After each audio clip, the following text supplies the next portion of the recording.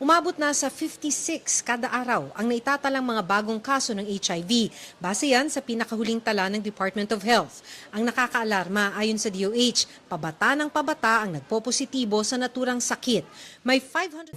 Pinag-aaralan na ng Health Department na ideklara bilang National Public Health Emergency ang Human Immunodeficiency Virus o HIV. Bigla ang pagdami at pabata ng pabata pa ang nadaragdag sa mga kaso ng HIV. May 500% increase daw ng HIV cases sa mga edad 15 hanggang 25. May ka ba sa HIV? For today's discussion, pag-uusapan natin ang isang topic na sobrang importante at relevant sa mga panahong ito. Madalas nalilito ang karamihang mga tao kung ano nga ba ang pinagkaiba ng HIV at AIDS. Unang-una, lilinawin natin agad. HIV is not the same as AIDS.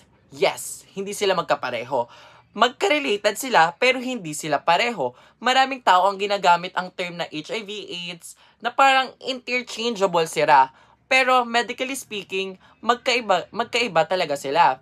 So, i-discuss yan ng aking mga co-reporters sa... So, ano nga ba ang HIV? Ang HIV or Human Deficiency Virus ay isang virus na umaatake sa immune system ng mga tao. Para siyang ibang virus katulad ng COVID-19 pero ang pinaka-target niya ay hindi lungs kung hindi ang immune system ng mga tao. Especially, ina-attack niya ang tinatawag na CD4 cells or helper T cells. Ito ang mga cells na tumutulong mag-coordinate ng mga immune system natin laban sa mga infection. Paano nga ba gumagana ang HIV? Lahat ng viruses ay tinatawag na intracellular parasites, ibig sabihin na hindi nila kayang mabuhay mag-isa at kailangan nila ng host cell para mabuhay at dumami. Pero paano ang proseso ng HIV? To put it simply, papasok ang virus sa loob ng isang cell at gagamitin nito ang machinery ng cell to replicate. And eventually, sisirain nito ang cell. At pag tuluyang nasira ang cell ay kakalat ang virus at mas maaapektuhan ang iba pang cell. Habang tumatagal, dumarami ang virus at nababawasan ang CD4 cells. Ngayon, pag-usapan naman natin kung ano ang CD4 count. Ang CD4 count ay sukatan kung gaano kalakas ang immune system mo. Ang normal CD4 count ay 500 to 1,200 cells per microliter. Kapag HIV positive ang isang tao, unti-unting bumababa ang bilang na ito. At dito papasok ang pinaka-importanting distinction. Kapag ang CD4 count ay above 200, HIV infection pa lamang ito. Pero kapag naman ang CD4 count ay below 200, ito ang tinatawag na AIDS. Ganun lamang siya kasimple. Hindi lahat ng may HIV ay may AIDS, pero kung hindi gagamutin ng HIV, pwede itong mag-progress into AIDS over time. Stages ang HIV infection. Stage 1, acute HIV infection. Ito ang early stage kung saan kakapasok pa lang ng virus. Minsan may symptoms na parang flu, minsan wala.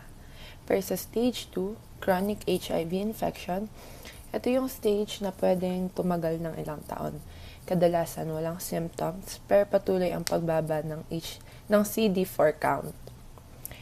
Lastly, ang stage 3, which is AIDS, ito na ang advanced stage kung saan sobrang baba na ng CD4 count at mahina na ang immune system. Ngayon, bakit delikado ang AIDS?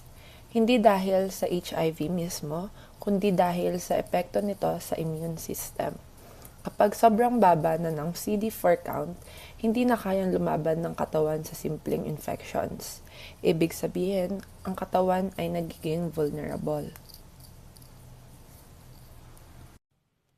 Ngayon, pag-usapan natin ang treatment.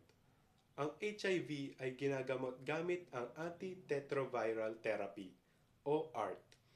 Ang goal ng ART ay pababain ang viral load, yung dami ng virus sa katawan, at pataasin ang CD4 count. Kapag consistent ang pag-inom ng gamot, pwedeng hindi mag-progress ang HIV into AIDS at pwedeng gumanda ulit ang immune system.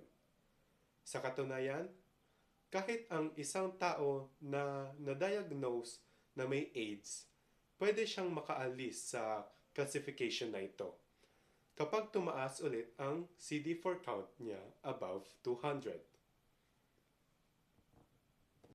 Ngayon, may isa pang important concept ang IRIS o ang Immune Constitution Inflammatory Syndrome. Ito ay nangyayari kapag nagsimula ang HIV treatment at biglang lumakas ang immune system na para bang biglang nagkaroon ulit ng sundalo ang katawan o sigla o lakas. Pero minsan, imbes na makatulong agad nagkaroon ng inflammation dahil ini-intake ng immune system ang infection na dati ay hindi naman niya napapansin. Kaya sa ibang cases, hindi agad-agad binibigay ang HIV medication lalo na kung may ibang kondisyon ng pasyente. Kailangan muna i-assess at minsan i-stabilize ang katawan bago simulan ang full treatment. At ngayon naman, pag-usapan natin ang pinaka-importanteng mensahe ng talk na ito at yon ay ang early testing. Maraming tao ang may HIV pero wala silang nararamdaman, lalo na sa stage 2. Kaya hindi sapat na sabihin na wala naman siguro ako nararamdaman so baka okay lang ako. Ang totoo, the only way to know is to get tested. At kapag mas maagang nalaman, mas maaga kang makakapag-start ng treatment at mas mataas ang chance na hindi ito mag-progress. Now, gusto kong i-address ang stigma. Hanggang ngayon, marami pa ring natatakot sa HIV dahil sa maling impormasyon.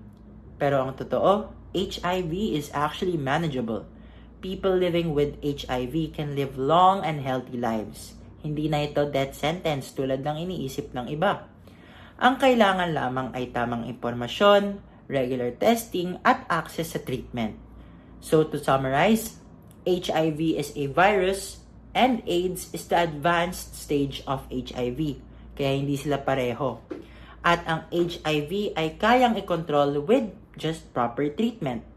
At pinaka-importante, early detection is key. At higit sa lahat, tandaan natin na knowledge is power. Mas natatakot tayo sa mga bagay na hindi natin naiintindihan.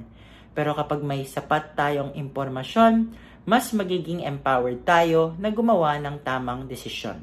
So guys, educate yourself, stay safe, and be responsible.